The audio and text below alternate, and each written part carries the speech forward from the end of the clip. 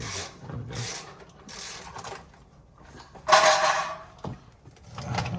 Should be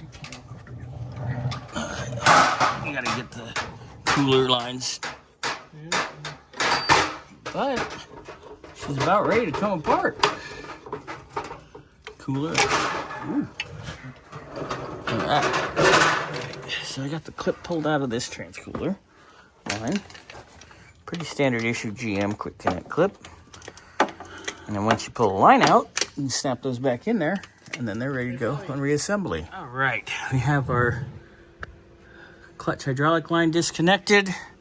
We've got our transcooler lines out. I've put our clips back in. I'm gonna get ready to put that in. And Forrest says we have one bolt left in the trans. Right there. And we will have the trans out.